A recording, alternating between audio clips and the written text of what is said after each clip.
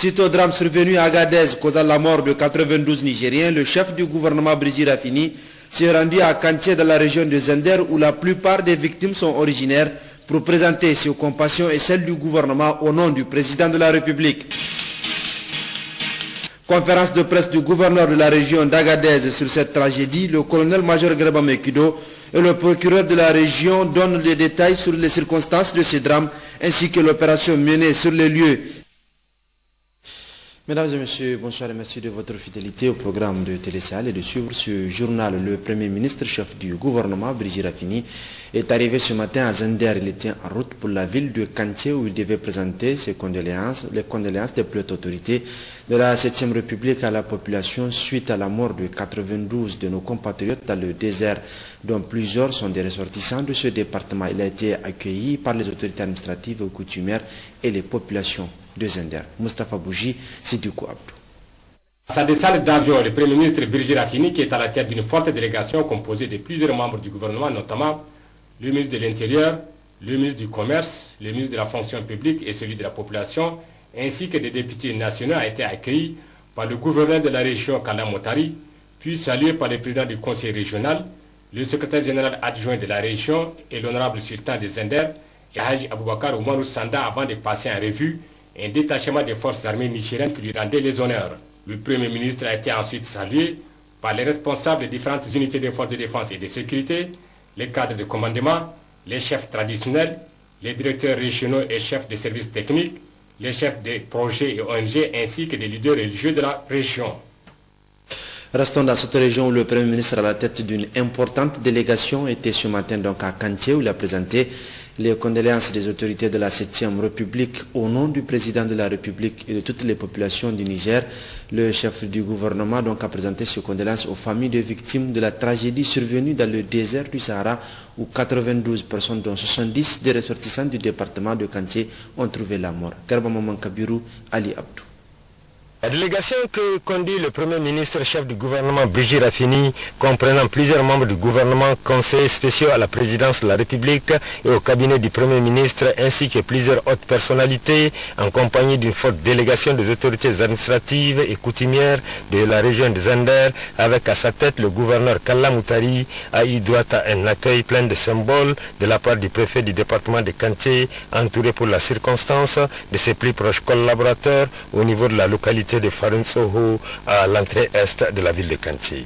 Dépêché par le président Issoufou Mahamadou pour présenter ses condoléances, celles du gouvernement, des autres responsables des institutions de la République ainsi que celles de l'ensemble de la population du Niger à toutes ces familles endeuillées suite à cette tragédie survenue dans le désert du Sahara où 92 personnes, dont 70 du département de Kanché ont trouvé la mort. Brigitte Raffini, dans une émotion à peine contenue, devait réitérer toute sa compassion, sa tristesse et son regret avant de transmettre au nom du président de la République les condoléances les plus attristées de la population nigérienne à toutes ces familles endeuillées, a saisi cette occasion pour demander à tous et à chacun de prier pour le repos des âmes des disparus. Il a également exhorté tous les Nigériens à continuer de prier afin que règne la paix, la quiétude sociale et la stabilité au Niger, que le pays consolide cette paix et qu'il soit un havre de bonheur et de prospérité. Parole a été donnée par la suite à un des rescapés de ce drame qui, dans les moindres détails, a fait le récit de ce fâcheux drame, toutes les difficultés qu'ils ont eu à rencontrer et à vivre. Leur âme et poignants qu'ils ont vécu ou impuissants, ils ont assisté à la mort de ces dont 52 enfants, 33 femmes et 7 hommes, parmi lesquels 70 ressortissants du département de Kanché, à savoir 19 femmes, 30 jeunes filles, 19 garçons et 2 hommes. Cela a à plus d'un titre choqué le sultan Aboubakar Sanda Oumarou et le chef de canton de Kanché, Tontouma Abdelkader Amadou Issaka, qui tour à tour ont manifesté leur désarroi et tristesse avant de prodiguer de sages conseils aux uns et aux autres, notamment ceux qui ont en projet cette aventure vers des lendemains incertains afin d'y sursoir. A noter qu'en marge de cette mission, le Premier ministre Brigitte Raffini a rencontré en présence des membres du gouvernement qui l'accompagnent et du gouverneur Kalla Moutari, l'ensemble des préfets des départements de la région de Zender, les maires des 5 arrondissements communaux de Zender, le président du conseil régional de Zender et les responsables des forces de défense et de sécurité avec échangé sur plusieurs questions relatives à la vie de la nation. Et à l'issue de ce déplacement à Zender et particulièrement à Kanché, le Premier ministre chef du gouvernement, Brigitte Raffini, revient sur la genèse de cette tragédie avant de prodiguer de sages conseils aux populations nigériennes pour pallier ce genre de catastrophe. Nous vous invitons à suivre l'intervention du Premier ministre Brigitte Raffini. Nous sommes arrivés dans cette ville de Zender en partance pour le département de Kanché, où nous avons été expressément présenter nos condoléances, les condoléances du président de la République et du gouvernement aux familles éplorées suite au grave incident que vous connaissez, qui a eu lieu dans le département d'Arlit, sur à la frontière, à notre frontière avec l'Algérie. Et nous avons eu l'occasion, donc à l'occasion de cette, j'allais dire, cette cérémonie de la grande Fatia qui a été organisée. Après cette Fatia, nous avons eu à assister à des explications pathétiques d'un ressortissant de ce canton qui a été qui a échappé à la tragédie ou à ce drame, qui nous a fait vivre effectivement ce drame, et personne ne pouvait rester insensible à cette situation. Moi j'ai remarqué que beaucoup de gens avaient pleuré quand ils ont entendu le récit de ce père de famille. Il était avec son petit gosse. Et ils étaient donc dans cette aventure où il a perdu son épouse et un autre enfant. C'est extrêmement pénible. Nous avons attiré l'attention, donc nous avons profité de cette occasion pour attirer, insister auprès des populations de Kanché et de Zender d'une manière générale sur la nécessité absolue de mettre fin à cette mauvaise pratique. Nous avons insisté d'autant plus que nous a été expliqué que ce phénomène effectivement prend naissance à Kanché, mais principalement dans 3 communes sur les 9 que compte ce département. Et donc nous nous sommes dit également que c'est le moment à jamais de prendre ces problèmes à bras le corps pour éviter son extension, il touche déjà d'autres communes voisines. 92 Nigériens d'un coup comme ça qui disparaissent. Chaque jour que Dieu fait, d'autres Nigériens prennent le même chemin périlleux. Il y en a beaucoup qui meurent sans qu'on le sache. Ici, on l'a su par un concours de circonstances. Alors nous sommes devant une situation qui nous interpelle tous, du sommet à la base. Raison pour laquelle nous avons tenu à rencontrer en marge de cette cérémonie les responsables régionaux, autorités administratives, élus et représentants des forces de défense et de sécurité. Donc nous avons partagé avec eux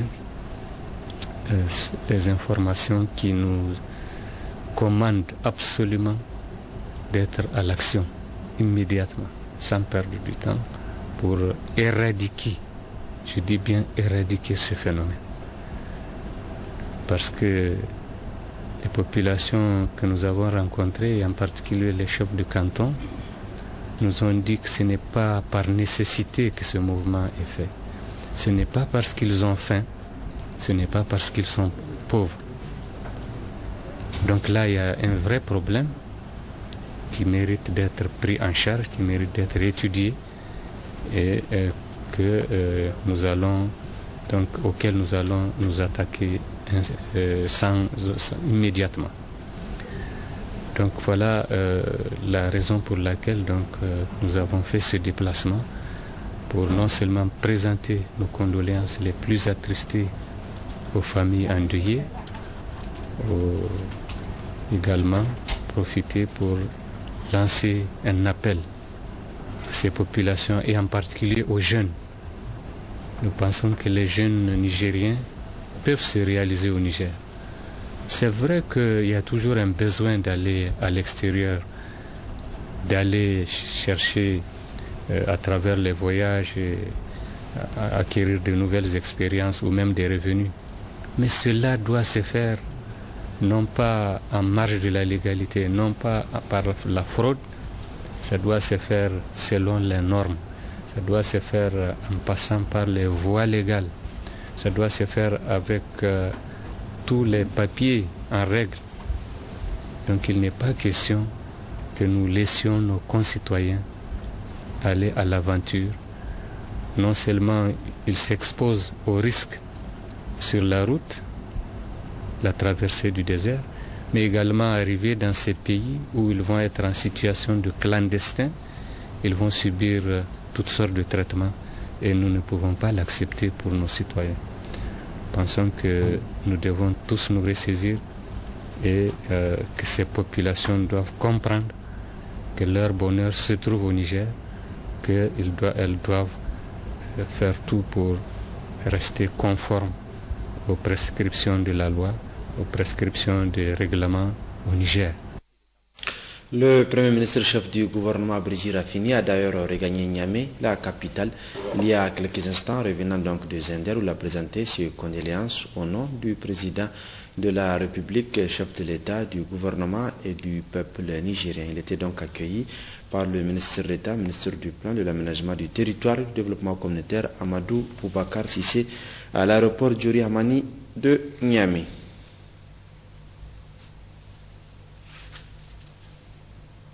Et le gouverneur de la région d'Agadez, très attristé par la catastrophe, a co-animé un point de presse avec le procureur de la ville en présence des responsables des forces de défense et de sécurité, des transporteurs et des acteurs de la société civile locaux. Et à l'issue de ce point de presse, un certain nombre de mesures ont été prises selon le colonel-major Gerba Mekudo que vous suivrez en partie magazine de cette édition. Et ce communiqué de presse du bureau politique national du RDP Jama'a, depuis quelques jours, des rumeurs véhiculées à dessein par les adversaires de notre parti circulent à propos donc du RDP Jama'a. Le bureau politique national du RDP Jama'a tient à réaffirmer ici solennellement son appartenance à la majorité parlementaire et à la mouvance pour la renaissance du Niger. Il apporte un soutien déterminé, indéfectible et résolu à Issoufou Mahamadou, président de la République, chef de l'État, et au Premier ministre Brigitte Rafini pour la réalisation du programme de renaissance du Niger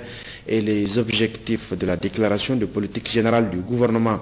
Le bureau politique national du RDP Jama'a appelle ses militantes et militants à rester vigilants et à déjouer toutes les manœuvres d'intoxication distillées par les adversaires donc du parti. Signé le président du RDP Jama'a, Dr Hamid Al-Gabid. Notre communiqué sur la situation sécuritaire, cette fois-ci ayant toujours fait de la sécurité l'axe fondamental de ses actions au Niger, le Mogène mouvement de jeunes pour l'émergence du Niger exprime son entière satisfaction suite à la libération des otages d'Areva. Grâce à l'implication personnelle du président de la République, Issoufou Mahamadou, qu'il trouve ici l'encouragement du Mogène à persévérer dans cette voie qui ne fait qu'honorer notre peuple sur le plan international. C'est aussi l'occasion de saluer l'initiative sous l'impulsion de son gouvernement d'avoir décrété un deuil national de 3 jours, soit suite à la tragédie de disparition de plus de 92 Nigériens au cours d'une immigration clandestine vers les pays voisins du Maghreb notamment. Le peuple nigérien et le Mogène en particulier ne peut que se réjouir de ces promptes sensibilité manifestée par les autorités de la 7e République sur une question nationale signée par le président Serradji Issa. À Niamey, cérémonie de réception hier soir à la ville de Niamey des produits de lutte antivectorielle dont du programme national de lutte contre le paludisme. C'était sous les yeux du ministre de la Santé publique et du président du conseil de ville par intérim, Habibou Malam Abdoulaye Amadou. Le programme national de lutte contre le paludisme a fait un don de produits destinés au traitement des eaux permanentes et caniveaux. Ce don d'une valeur de 15 millions de francs CFA est destiné à la ville de Niamey et ses environs.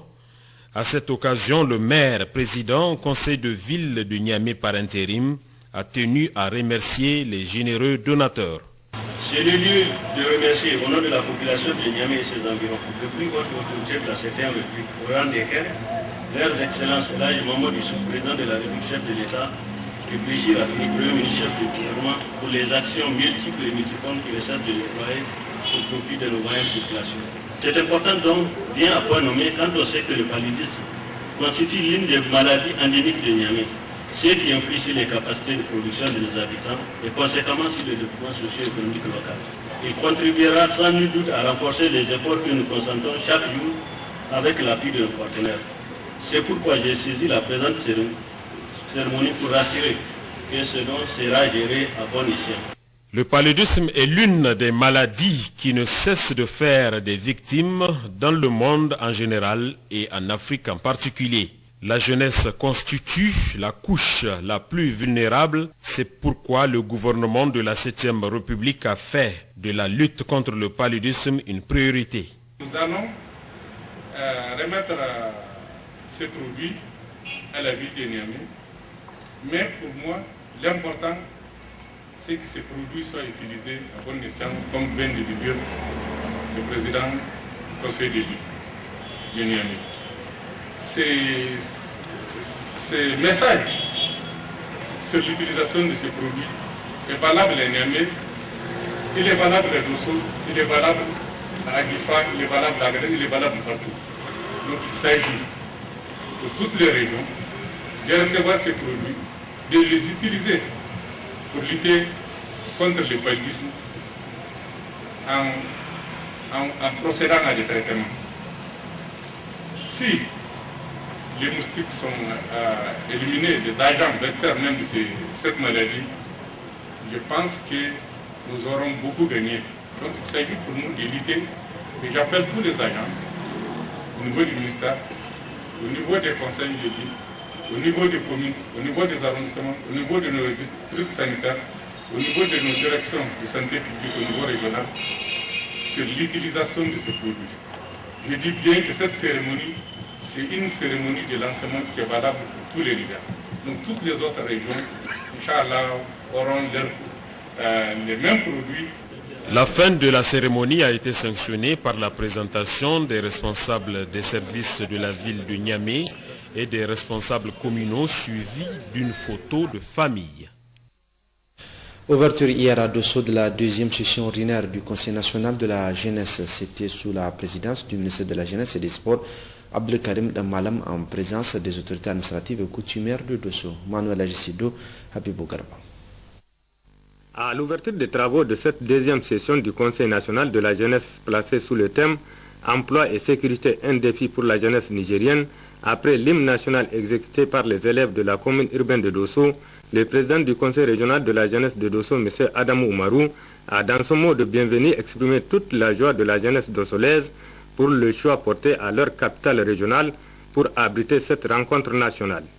Quant au gouverneur de la région de Dosso, M. Seydou Ali Zataou, tout en souhaitant la chaleureuse bienvenue aux participants dont le ministre de la Jeunesse et des Sports et sa délégation dira que l'emploi des jeunes figure parmi les priorités des autorités de la 7e République et que le souhait de voir la jeunesse jouer un rôle majeur dans la vie sociopolitique ne saurait être effectif que dans le cadre institutionnel juridique et favorable à l'expression de sa volonté et de son dynamisme. Le président du Conseil national de la jeunesse, M. Ali Oumarou, a d'abord remercié les autorités de la 7e République pour les multiples efforts dans le cadre du bien-être des populations nigériennes en général et de la jeunesse en particulier, avant de dire les objectifs visés par cette session. l'objectif général de cette deuxième session ordinaire de notre mandat est de faire un bilan à mi-parcours des actions déjà réalisées, celles en cours d'exécution, et formuler des recommandations à l'endroit du gouvernement et les partenaires au développement. Après 2 ans et demi d'exercice, il ressort des constats que l'implication du Conseil national de la jeunesse dans les instances de prise de décision mérite d'être saluée, même si beaucoup reste à faire au niveau régional, départemental et même communal. C'est pour cela que je vous demanderai de profiter pleinement de cette session, chers participants, pour faire preuve d'engagement, d'imagination et de créativité qui caractérisent la jeunesse nigérienne d'aujourd'hui. Au CNJ, nous croyons et sommes convaincus qu'un Niger nouveau est possible. Le ministre de la Jeunesse et des Sports, M. Abdelkarim Amalan, en procédant à l'ouverture des travaux, dira que le Conseil national de la jeunesse est un instrument indispensable de promotion de dialogue. Le Conseil national de la jeunesse du Niger, qui est de nos jours animé par des jeunes et pour les jeunes, a atteint son âge de maturité, comme en témoignent les résultats, tant en matière de promotion de l'emploi des jeunes et des activités socio-éducatives, qu'en matière de protection de jeunes et de renforcement de leurs capacités conceptuelles et opérationnelles. Comme vous le constatez, toutes ces actions contribuent résolument au programme de renaissance pour le Niger de son Excellence El Hadj Issoufou Mahamadou, président de la République du Niger, chef de l'État, qui affirme le rôle éminemment capital de la jeunesse dans la construction de l'édifice national et traduit dans la déclaration de politique générale de son Excellence, M. Brigitte Raffini, Premier ministre, chef du gouvernement, mise en œuvre à travers le plan de développement économique et social 2012-2015, récemment adopté par le gouvernement. C'est pourquoi il me plaît ici de féliciter et remercier le Conseil national de la jeunesse du Niger pour ce rôle de premier plan qu'il joue dans le cadre de la promotion et du développement de la jeunesse nigérienne, et le rassurer par la même occasion du total soutien des plus hautes autorités de la 7e République. Notons que le ministre Abdelkarim Amalan a par la suite visité un chantier de construction d'un centre de jeunes dans la commune urbaine de Dosso, dont les travaux avancent normalement à la grande satisfaction du ministre. Signalons aussi auparavant qu'une fatia a été dite par l'ensemble des participants à la mémoire de nos compatriotes disparus dans le désert. Dans la région de Difa, c'est à Kargawel, village se trouvant dans la commune rurale de Toumour, qui a servi de cadre pour plusieurs leaders religieux et chefs coutumiers d'implorer Dieu le Tout-Puissant pour la paix et la stabilité dans notre pays. Le gouverneur de la région a effectué le déplacement de Kargawel. Ben Youssouf Abdelaziz, Harouna Sanda. Des prières collectives, lecture de plusieurs versets du Saint-Coran, une fatia a été dite hier en faveur de notre pays et des autorités de la 7e République, en leur tête le président de la République, chef de l'État, son Excellence Issoufou Mahamadou, pour que règne la paix, la stabilité et la quiétude sociale dans notre pays. Pour ce leader religieux, tous vivant en zone nomade, sans paix et une stabilité politique saine, il n'y a guère de développement. Nous devons tous, citoyens du pays, adhérer pour garantir cette quiétude sociale à tous les niveaux. Voilà le réel motif de ce leader religieux et communauté de la zone nord pastorale. Cette cérémonie à laquelle prenait part le gouverneur de la région, Yacoub Soumana Gao, accompagné pour la circonstance du secrétaire général de la région, du préfet du département de Bosso, du chef de groupement tel de Toumour et de Kawa, du maire de la commune rurale de Kablewa, ainsi que des chefs de village et des tribus de la zone, a aussi permis au gouverneur de la région d'évoquer plusieurs questions touchant à la vie socio-économique de la région, la sécurité des personnes et de leurs biens, L'éducation, la campagne hivernale passée qui n'a pas favorablement répondu aux attentes des élèves verts vivant en zone pastorale, le fait de brousses et les conflits de tout genre. Yacoubous Managao a plaidé à l'endroit de ces communautés une attention toute particulière sur toutes ces questions d'intérêt commun évoquées, particulièrement l'éducation qui, à la date du 1er novembre 2013, plusieurs écoles de la zone nomade n'ont pas repris le chemin de l'école. Le gouverneur a instruit les enseignants, le parent d'élèves, les chefs coutumiers pour que enfin les jeunes filles et garçons des zones nomades reprennent le chemin de l'école.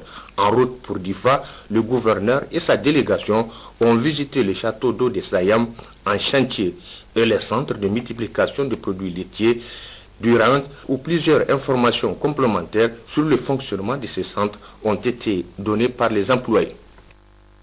Et au même moment, dans la région de Zender, la campagne de vaccination contre la poliomyélite s'est déroulée normalement à la grande satisfaction de tous les acteurs et partenaires de l'UNICEF et le gouvernement du Japon. Sandanatahi Ali Abdou pour les détails. La poliomyélite, cette maladie invalidante dont le virus continue de circuler encore dans notre pays, malgré les multiples campagnes de vaccination, constitue aussi une importante préoccupation du gouvernement du Niger et de nos partenaires au développement. Ces 5 dernières années, 8 milliards de francs CFA ont été mis à la disposition de l'UNICEF par le gouvernement du Japon. Cette campagne est organisée grâce à cet appui. Dans le département de Magaria, cette campagne requiert la mobilisation de l'ensemble des acteurs. Donc, de façon globale, c'est dans l'ensemble du district sanitaire de Magaria. Tous les moyens ont été mis en place. 50 superviseurs, 708 vaccinateurs. La particularité, c'est qu'il y a la vaccination transfrontalière. Vous savez que nous sommes frontaliers avec le Nigeria. L'UNICEF surtout qui intervient dans le cadre de la mobilisation sociale, notamment l'utilisation des relais communautaires, l'utilisation des radios communautaires et même des radios privées. C'est une mobilisation générale qui est due aux actions de sensibilisation menées en amont par les autorités et les agents des services de santé à l'endroit de la population. Au niveau transfrontalier, les journées de vaccination ont démarré depuis le 26. Donc 2 jours avant la date initialement reporté pour le démarrage des JNV au niveau national. Et ceci nous a amené à une intense campagne de mobilisation au niveau frontalier, tant au niveau de nos gros villages et marchés au niveau de notre département que ceux de ces États voisins. J'ai nommé l'État de Kassina et l'État de Jigawa. Ainsi, tous les avantages liés à la vaccination en général et en particulier au GNV polio sont bien perçus par la population de ce département. Il y a alors nécessité de consolider ces acquis, voire de renforcer ces actions de sensibilisation et de mobilisation sociale afin de mettre tous les enfants nigériens à l'abri de ce fléau, surtout que la présence d'un seul cas de poliovirus sauvage constitue une menace pour tous les enfants. Restons dans cette région où le gouverneur de Zender Kalamoutari a présidé hier matin la cérémonie de lancement des activités de l'usine de pâtes alimentaires Sotramil qui a repris après plusieurs décennies de fermeture. Sandanatahi, Laoli Papali. Créée en 1963, l'usine des pâtes alimentaires, la Sotramil de Zender, a mis la clé sous le paillasson il y a de cela plus de 30 ans. Aujourd'hui, cette usine reprend ses activités grâce à cet effort de Mohamed Snad, un opérateur économique de la place dont l'ambition est de participer au développement du tissu industriel de la région de Zender partant de notre pays. Impressionnant et encourageant, a souligné le gouverneur de la région de Zender, Kalamoutari, qui a inscrit cet effort dans le cadre du soutien à l'initiative 3N du président de la République, Essoufou Mahamadou. Monsieur Snad Mohamed a nourri l'idée de produire des pâtes alimentaires afin de contribuer au programme du président de la République, son Excellence Essoufou Mahamadou.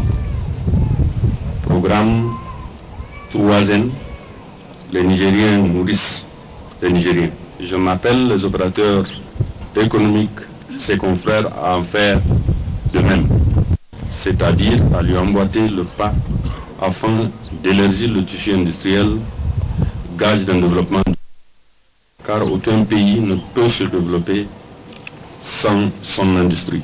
En visitant les locaux de cette usine, le gouverneur Kalla Moutari a rassuré les promoteurs de l'entière disponibilité des autorités de la 7e République à les soutenir dans cette initiative louable. Il a apprécié la qualité du produit maca à cottage obtenu par la transformation de la farine de blé et semoule de blé conditionnée en sachet de 500 grammes, puis en sac de 1 kg, 10 kg et 25 kg destinés à la consommation de la région des Anders et au-delà.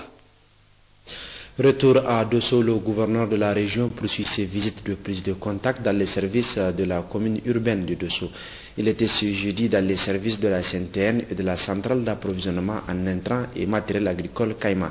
Issa Saleh, Habibou Bakou. Dans le cadre de sa série de visites de prise de contact avec les services de la commune urbaine de Dosso, le gouverneur Sédou Zatawali était ce jeudi à la SNTN où se trouvait une soixantaine de camions qui seront destinés à la création d'une société de transport, Abarsi Transport Co Ltd, qui aura comme siège national à Dosso. Ici, le gouverneur Sédou Zatawali a dit que cette société soit la bienvenue avant de se réduire du choix de Dosso pour abriter sa représentation nationale, puis poser plusieurs questions d'éclaircissement sur son installation à Dosso et son fonctionnement. Le premier engouement qu'apportera cette société aux populations de la région de Dosso est la création de 1000 emplois, toutes catégories confondues. Pour en savoir plus, la secrétaire de cette société. Ouais, c'est Abbasi Transport qui veut récupérer les locaux de la SNT. Et nous avons un projet d'avoir 300 camions et plusieurs emplois pour le Niger. Pour le moment, nos papiers sont encore au niveau du ministère. Mais dès qu'on a fini les papiers, on lance au plus tôt possible. 300 camions.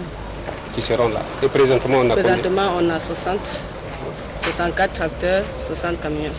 Bon, la majeure partie sera recrutée au Niger. Parce qu'on est au Niger, ça ne sert à rien de déplacer les gens. Ça veut dire qu'on a 80% d'employés qui seront nigériens. On attend de la coopération et l'accueil et le soutien. Parce que c'est pour le bien de tous et pour le Niger. On veut s'installer partout. Le siège normalement doit être à Dosso, mais on doit faire tout le Niger. Pour le représentant d'Abarsi Transport, M. Badreddin Mohamed a notifié que l'installation de cette société au Niger est l'œuvre du président de la République, son Excellence M. Issoufou Mahamadou, dans son souci du désenclavement de notre pays et de la création des emplois à tous les Nigériens, avant de demander le soutien du peuple nigérien à cette société qui vient de naître. Le premier responsable de la région de Dosso s'est ensuite rendu à la Kaima, où il a visité des tracteurs au nombre de 17 flambant neufs, acquis sur fonds propres de l'État, qui seront vendus à prix modéré aux populations de la région de Dosso, pour rentrer beaucoup plus dans les objectifs de l'initiative 3N. Les Nigériens nourrissent les Nigériens. Cérémonie officielle de remise des clés de la classe offerte par les Lions Club de Niamey-Lantana au jardin d'enfants du quartier Losagungu dans le premier arrondissement de Niamey et de la réception du matériel mobilier et didactique offert par la Fondation Salou Jibo. Ces actions de bienfaisance rentrent dans le cadre de la mobilisation de fonds pour l'aide aux populations nigériennes que le Lions Club de Niamey-Lantana et FONSAD se sont assignés. Djari Isaka et Isaka Issa.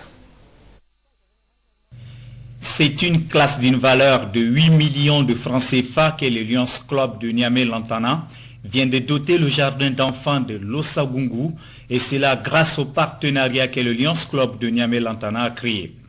Pour joindre l'utile à l'agréable, la Fondation Salou Jibo est venue en appui matériel d'une valeur de 3 millions de francs CFA.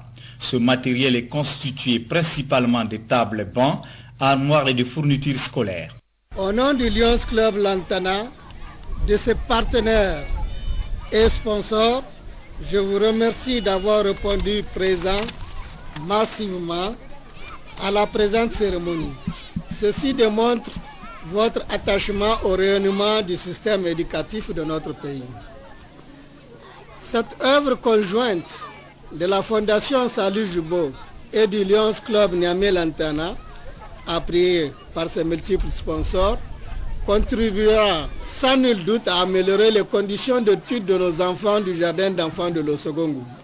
La Fondation Salou Djibo a été créée en 2012 à l'initiative de son fondateur, le général des corps d'armée Djibo Salou, ancien chef d'État du Niger. La fondation est née du constat que la paix, la démocratie et le développement durable sont non seulement souhaitables, mais nécessitent la mise en œuvre des stratégies de développement pour le bénéfice du Niger et de ses populations. La Fondation Salou Djibo est très heureuse de se retrouver aujourd'hui parmi vous pour témoigner à travers ce don de son attachement à l'école nigérienne. Si nous avons jugé d'accompagner nos amis Lions Club Niamey-Lantana sur ce projet, c'est parce que quelque part nous partageons les mêmes idéaux de paix, d'entraide et de solidarité. Et quelle meilleure façon de le magnifier qu'à travers cet appui, aussi modeste soit l'égard de l'école du Niger. Pour le représentant du ministère de l'enseignement primaire, de l'alphabétisation et de la promotion des langues nationales et de l'éducation civique, ces actions sont à encourager. Le ministère reste ouvert à toute sollicitation allant dans le sens de l'amélioration du système éducatif nigérien. La Fondation Salou Djibo et le Lions Club Niamey-Lantana associent leurs efforts à ceux du gouvernement et des partenaires techniques et financiers pour aller vers une éducation de qualité, bénéfice des jeunes Nigériens en général, des enfants du jardin l'Ossogongou en particulier. Ainsi donc, la Fondation Salou Djibo, FONSAD en abrégé, vient de se joindre aux généreux donateurs, tous aussi importants que variés, qui soutiennent nos efforts en matière d'éducation. Le Lions Club de Niamey-Lantana, créé en 1992, a profité de cette occasion solennelle pour remettre les clés des 3 latrines offertes à l'école primaire de Gouroubanda d'une valeur de 1 500 000 francs CFA sur financement du West African Initiative. Cérémonie ce matin de renouvellement et de la mise en place des bureaux de la Mouvance pour la Renaissance du Niger, MRN, de la région de Niamey. Ainsi donc, les 3 structures MRN de la région ont été renouvelées, notamment le bureau régional, le bureau des jeunes et celui des femmes étaient présents. Tous les partis politiques membres de la mouvance. Amsatou Mahamadou et Soufounoumou. Avec pour objectif principal le renouvellement des bureaux de la Mouvance pour la Renaissance du Niger MRN de la région de Niamey, ce rassemblement a enregistré la présence des responsables des 36 partis membres de la MRN. Ce renouvellement des bureaux vient après ceux organisés pour les structures de Dosso et de Tilaberi et vise principalement à relever les différents défis de l'heure. Nous avons beaucoup de défis devant nous. Le premier et grand défi étant bien entendu de soutenir et d'accompagner le programme de la Renaissance, de soutenir et d'accompagner le président de la République, de soutenir et d'accompagner le gouvernement. Avec les événements que nous connaissons actuellement, aussi bien sur le plan national que sur le plan international, nous sommes très heureux de ces événements et aussi ça nous impose un devoir d'être encore beaucoup plus présents sur la scène, d'être beaucoup plus présents sur les médias pour défendre encore davantage les acquis que nous avons pu engranger depuis 2 années et que nous avons particulièrement engrangés depuis les 2 dernières semaines. Retenez qu'un travail en amont a été abattu pour la désignation des différents membres des 3 bureaux MRN, à savoir le bureau régional, celui des jeunes et le bureau des femmes. Ce rassemblement a été donc l'occasion de présenter les membres de ces 3 bureaux. Vous avez là devant vous le bureau régional de la mouvance. Il n'y a que le président qui est actuellement donc en déplacement, il a atteint.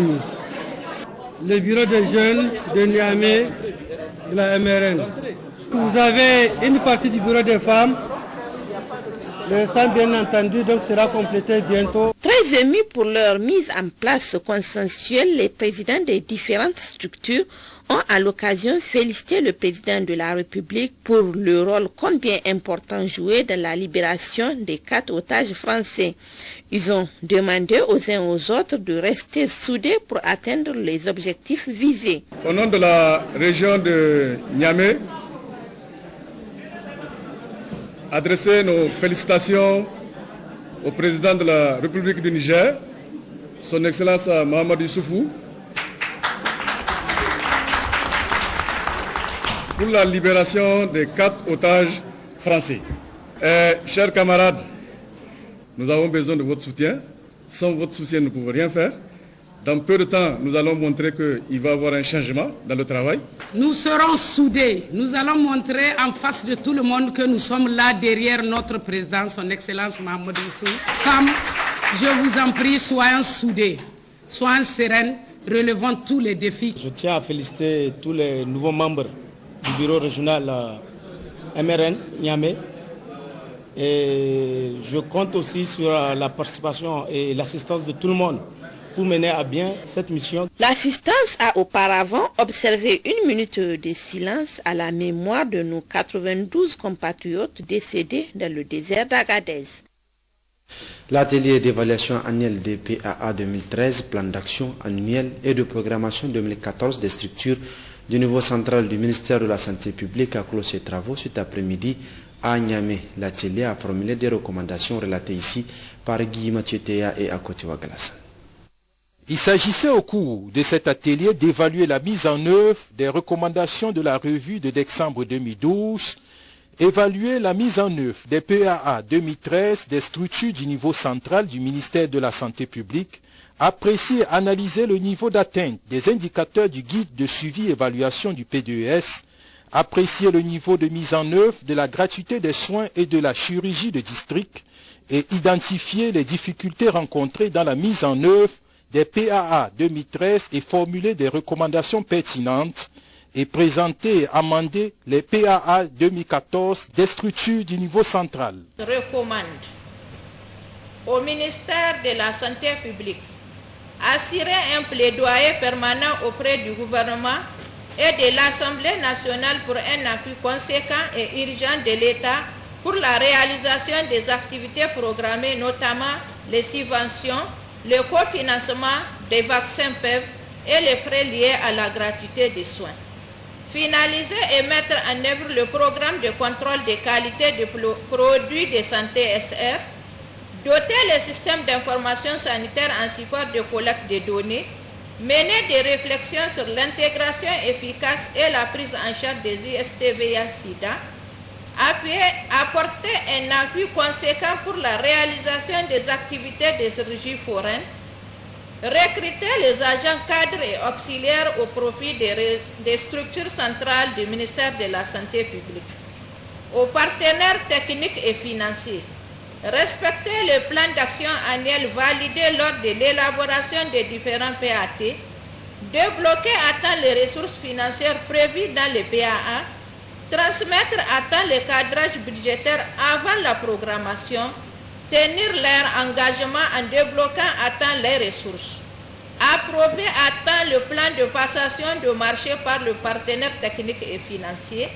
programmer leur intervention en collaboration avec les services techniques de l'État. En clôturant cet atelier, le représentant du ministre de la Santé publique a tenu à féliciter les participants pour les résultats obtenus. Malgré des contraintes d'ordre organisationnel et financier, les résultats très probants ont été obtenus dans la mise en œuvre des plans d'action.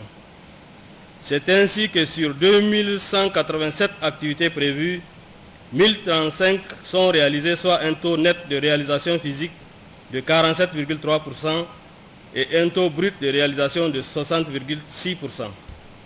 Pour mettre en œuvre ces activités, 137 774 926 609 francs CFA ont été prévus, 77 180 174 969 ont été mobilisés et 71 785 139 710 ont été dépensés, soit un taux de réalisation financière de 52%.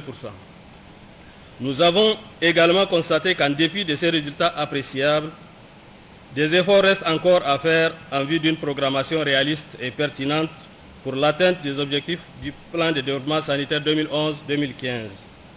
Pour l'année 2014, 2116 activités ont été programmées pour un coût de 141 624 10 680 francs CFA. Il a enfin rassuré les participants que le gouvernement a pris l'engagement de poursuivre résolument les réformes essentielles dans le cadre de la dynamisation du système de santé et d'apporter son appui dans la mise en œuvre du PDS 2011-2015 et des plans d'action 2014. Le paysage bancaire s'agrandit au Niger avec le lancement officiel hier des activités de la compagnie bancaire ouest-africaine CBAO du groupe Attijawarifa Bank. C'était en présence donc du ministre délégué au budget Mohamed Boucha, Soumela Ibrahim et Mohamed Adamou. Sa venue était annoncée sous forme d'énigmes à travers des géants panneaux publicitaires un peu partout sur les grandes artères de la capitale, sur lesquels pouvait-on lire « Elle arrive avec ses 150 ans d'expérience ». Elle est enfin là, elle c'est la compagnie bancaire ouest-africaine du groupe Attijawarifa Bank, la première de la zone UEMOA. Nous sommes une banque qui a 110 ans d'existence au Maroc. Parce que les deux banques qui ont fusionné sont centenaires. On est né en 1904. Donc nous sommes la plus ancienne des banques marocaines. Nous sommes aujourd'hui dans 23 pays. 13 pays en Afrique et une dizaine de pays à travers le monde.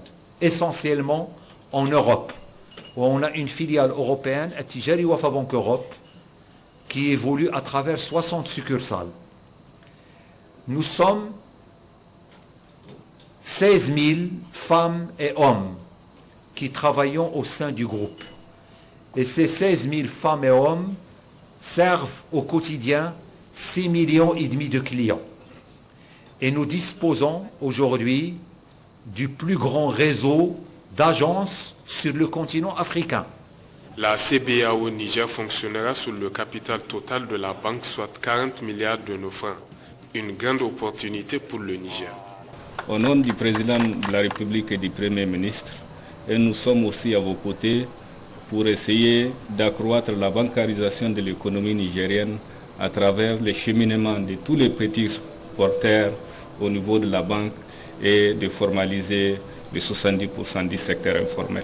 Donc soyez assurés que le gouvernement du Niger est à votre écoute aussi et vous appuiera dans tout ce que vous entreprendrez. Et surtout que vous vous intéressez même aux obligations publiques qui seront sur les marchés bientôt. Ça, nous nous en réjouissons et nous vous soutenons pour ça. Vive la CBAO. Nous sommes pour la CBAO. En prélude à la cérémonie officielle de lancement, les responsables de la CBAO ont animé une conférence de presse au cours de laquelle ils se sont prêtés aux questions des journalistes. CBAO Niger, pour demeurer partenaire à vie, sera animé par un groupe de jeunes talents nigériens qui aura à sa tête un directeur de nationalité sénégalaise. Et je le disais plus tôt, le gouverneur de la région d'Agadez, très attristé par la catastrophe, a co-animé un point de presse avec le procureur de la ville en présence des responsables des forces de défense et de sécurité, des transporteurs et des acteurs de la société civile locaux. À l'issue de ce point de presse, un certain nombre de mesures ont été prises, avait annoncé le colonel-major Garba Mekuri. C'est la partie magazine de cette édition. Bonne réception à tous. Il vous souviendra que le 4 octobre dernier, le ministère de l'Intérieur a rendu un communiqué public dans lequel il faisait état de la mort tragique de 5 personnes au niveau donc du département d'Arlit, et qu'il y avait également quelques 57 personnes portées disparues. Ce communiqué du ministère de l'Intérieur émanant effectivement donc des autorités régionales que nous sommes, avons immédiatement lancé des recherches pour retrouver ces différentes personnes portées disparues. C'est ainsi que l'information que nous avons reçue d'abord, c'était le 3 octobre, lorsqu'une femme rescapée a été ramassée sur le trajet à Samaka à Arlit, et que cette femme a annoncé qu'ils étaient à peu près une soixantaine de femmes et que probablement toutes seraient mortes, en tout cas si rien n'a été fait, sinon Dar probablement morte. Cette femme a été transportée au niveau d'Arlit où elle a donné l'alerte et immédiatement le préfet a mis en marche toutes les forces à sa disposition, notamment l'armée et la patrouille rurale qui était à sa disposition pour engager donc les recherches dans la direction indiquée par cette femme. Nous avons également au niveau d'Agadez instruit le commandant de zone pour déclencher une alerte, une recherche aérienne. C'est ainsi qu'il a mis à la disposition donc des forces terrestres là-bas, le DA-42 qui est un avion de reconnaissance et de recherche pour essayer donc d'identifier effectivement les véhicules perdus et les personnes perdues. Donc, cette combinaison de recherche aérienne et terrestre en tout cas a permis de pouvoir retrouver un des véhicules qui était perdu, qui était une Toyota, et on avait trouvé 3 corps qui gisaient à côté de ce véhicule-là, qui était donc une femme et 2 enfants. Le 4 octobre au matin, une personne de sexe masculin s'est présentée aux forces disant qu'en fin de compte, elle a fait le déplacement à pied et qu'elle faisait partie des victimes. Et que cette personne était d'ailleurs avec ses 2 filles qu'elle a demandé d'aller secourir en indiquant la position. Les forces sont rendues sur les lieux. Malheureusement, elles ont trouvé ces 2 filles-là décédées. Ce monsieur a été secouru au niveau de l'hôpital de la Somaïr, où tous les soins lui ont été en tout cas fournis. Donc, ce qui faisait qu'à la date du 4, nous avions eu 2 personnes rescapées de ce drame et 5 personnes décédées, dont, qui étaient toutes des personnes de sexe féminin, 4 fillettes et une femme adulte de 35 ans. Nous avons poursuivi les recherches. Malheureusement, elles étaient restées vaines. Après quelques jours, en tout cas n'ayant plus retrouvé de traces, nous avons arrêté les recherches. Mais nous avons eu quelques jours après des informations faisant état donc de l'arrivée en territoire algérien de 19 de ces passagers rescapés. Donc nous avons eu des communications téléphoniques sur les rescapés qui se trouvaient donc en Algérie, qui nous faisaient comprendre qu'ils avaient été miraculeusement sur un puits et de là, ils avaient été pris en compte par un transporteur clandestin qui les a amenés donc, dans une ville du pays voisin. Donc, nous avons eu des communications téléphoniques sur les rescapés qui se trouvaient donc en Algérie, qui nous faisaient comprendre qu'ils avaient été miraculeusement sur un puits et de là, ils avaient été pris en compte par un transporteur clandestin qui les a amenés donc, dans une ville du pays voisin. Ils étaient au nombre de 19. Et nous nous sommes mis en rapport avec le consulat du Niger à Tamarasset pour que ces 19 personnes nous soient renvoyées au niveau d'Arlit pour les besoins d'enquête. Je voudrais préciser ici qu'au lendemain de ce drame, le procureur d'Arlit, le tribunal de grande instance, a été instruit pour ouvrir une information judiciaire concernant ce drame. Et c'est ce procureur-là qui est en charge tout le dossier judiciaire concernant cette affaire. Donc c'est ainsi que nous avons attendu jusqu'à ce que nous ayons une information faisant état de la découverte du 2e véhicule avec les reliquats des personnes portées disparues. Effectivement, c'était un transporteur clandestin qui était sur cette voie, qui a pu voir le véhicule, qui a pris donc toutes les précautions, y compris les coordonnées de l'endroit où il a vu, et les quelques premiers corps qu'il a essayé de soigneusement ranger avant de venir donc prévenir les autorités administratives au niveau du département d'Arlit. Une fois que les autorités ont été alertées, automatiquement le dispositif d'alerte a été déclenché et une mission avec à la tête le préfet s'est rendue sur les lieux.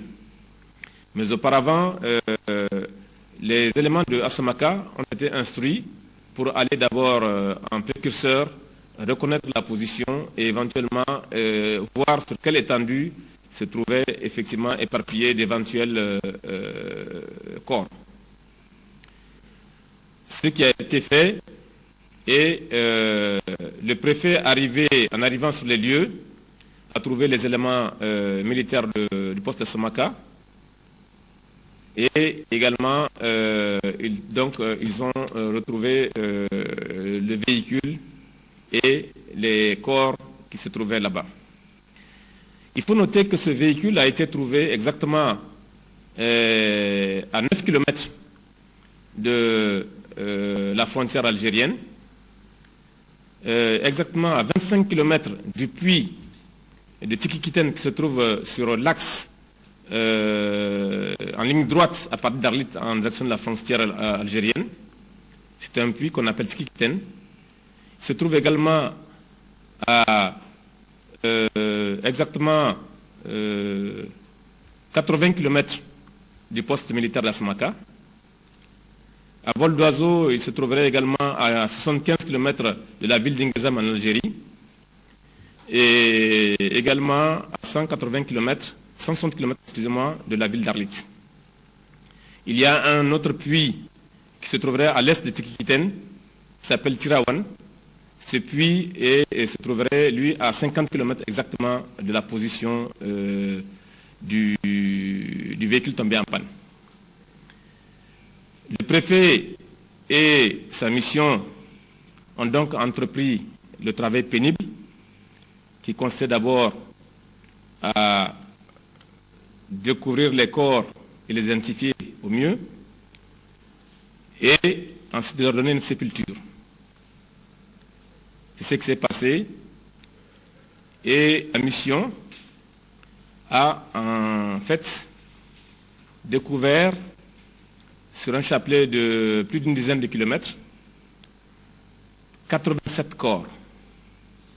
87 corps, dont 33 femmes et 52 enfants, 17 hommes. Donc si on fait le bilan de ce drame, nous sommes partis de 5 premiers corps découverts, avec 2 rescapés, ce qui nous fait 7, 19 personnes qui ont miraculeusement survécu, qui seraient parties en Algérie. Donc, plus de 7, ça va nous donner donc 26 personnes. Et vous avez effectivement les 33 femmes, les 7 hommes, c'est 40, et les 52 enfants, qui fait 92.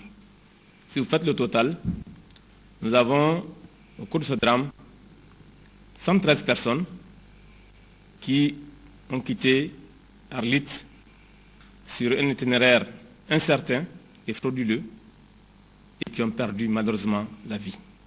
92, dont 33 femmes et 52 enfants. Alors, face à ce drame, nous ne pouvons pas rester insensibles. Il faut prendre des mesures pour que plus jamais, sur notre territoire, nous puissions rencontrer ce genre de drame. Il est bien que le désert est mystique. Le désert remporte. Il va toujours remporter. Mais avec un certain nombre de précautions, de dispositions, de mesures, je pense qu'on peut amoindrir le risque à ce désert. Ce qui fait que, depuis que nous avons eu des éléments précis sur la perte dramatique et drastique en vies humaines, nous avons pris des mesures ici au niveau de l'administration régionale, qui vont s'étendre au niveau de toutes les administrations départementales. C'est ainsi que nous nous sommes retrouvés ici au niveau de la région, avec tout le staff que vous avez autour de moi, militaires et toute l'administration, y compris l'administration judiciaire, pour que nous puissions, dans leur ensemble, étudier les voies et moyens pour pouvoir contrôler ce phénomène et pouvoir y mettre fin. À ce niveau, je vais donner la parole au procureur pour que vous dise un peu les différentes mesures que nous avons déjà eu à prendre. À la suite de l'échange ou des échanges que nous avons eus, il en ressort un certain nombre de points sur lesquels nous avons bien voulu ensemble prendre des décisions. Ces points sont au nombre de 4. D'abord, le premier point qui concerne les migrants eux-mêmes. La première mesure qu'il faut instituer, c'est le contrôle systématique du flux migratoire. La deuxième mesure, c'est le refoulement de tout passager non muni de documents de voyage à la charge du transporteur 2010-86 du 16 décembre 2010 sans préjudice des peines de poursuite pénale. La troisième mesure, c'est que tout migrant doit présenter son passeport ou document tenant lieu en cours de validité revêtu d'un visa du pays à visiter. La quatrième mesure, c'est l'obligation de déclarer l'identité à l'administration de la personne qui le reçoit. Ensuite, on a diagnostiqué également un certain nombre de manquements au niveau des personnes qui logent ou qui reçoivent les migrants. Le premier manquement, c'est d'abord le non-respect de tous ceux qui logent les étrangers, le non-respect des dispositions de l'ordonnance 81-40 du 23 août 1981, notamment en son article 15, qui prévoit même, je le dis au passage, des peines de poursuite pénales qui vont jusqu'à 3 mois de prison. C'est le cas, par exemple, de l'obligation qu'il y a au logeur de déclarer au service de police, dès les 48 heures de l'arrivée de son étranger, non seulement de déclarer sa présence, son identité, sa destination, ses documents de voyage. Si le logeur ne le fait pas, il encourt une peine d'emprisonnement et une peine d'amende. En ce qui concerne le logeur qui est de nationalité étrangère, la loi prévoit même son expulsion du territoire national. La deuxième mesure en ce qui concerne les logeurs eux-mêmes, c'est la fermeture systématique de ce qu'on appelle communément des ghettos.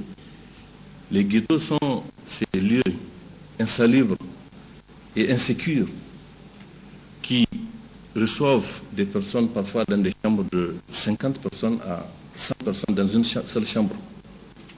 Vous avez des ghettos qui ont en tout et pour tout plus de 500 personnes.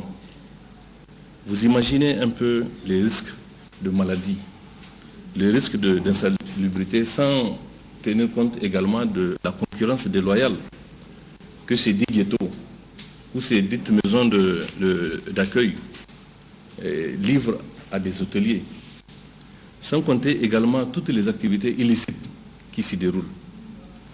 Donc la mesure et la fermeture systématique de tous ces ghettos. Dans les réflexions que nous avons eues, nous avons également relevé un certain nombre de manquements au niveau des transporteurs eux-mêmes. Ces manquements des transporteurs, c'est-à-dire les transporteurs qui quittent Agadez à destination des pays amis, des pays voisins amis, il y a le non-respect des dispositions de la loi numéro 65-48 du 9 septembre 1965 qui subordonne l'exercice de la profession de transporteur public à l'obtention d'une autorisation délivrée par l'autorité administrative. Il est impérieux que cette disposition légale, ou en tout cas cette loi, soit respectée, parce que nous l'avons vu, monsieur le gouverneur, tout à l'heure, le véhicule dans lequel étaient malheureusement ceux qui sont décédés, c'est un véhicule qui ne répond à aucune norme, aucun article de cette disposition. C'est-à-dire que c'est un véhicule qui n'a pas de visite technique, qui n'a pratiquement pas de pièces. À coup sûr, quand vous prenez ce véhicule et que vous empruntez la route du désert, à coup sûr que vous allez être confronté à des pannes multiples. La prise en charge également, une des mesures concernant les transporteurs eux-mêmes, c'est la prise en charge du séjour et du rapatriement du passager en situation irrégulière à la charge de ce transporteur conformément à la loi. Parce que la loi numéro 2010-86 du 16 décembre 2010 fait obligation au transporteur qui prend un passager qui est en situation irrégulière, c'est-à-dire qui n'a aucun document, en tout cas qui ne remplit pas les documents nécessitant ou bien des documents relatifs au voyage qu'il veut entreprendre, de prendre en charge le séjour de ce passager et son rapatriement à son lieu d'embarquement, à la charge du transporteur. Enfin, le dernier point, c'est un certain nombre de manquements qui est relevé au niveau des agents eux-mêmes de l'administration. C'est pour ça qu'il est impérieux que tous les services confondus de l'administration, c'est-à-dire la police nationale, la gendarmerie nationale, la garde nationale, la douane, les eaux et forêts, l'armée et la justice, se conforment à une stricte observance des lois, des règlements, ainsi que de toutes les décisions qui sont édictées. Je vous remercie.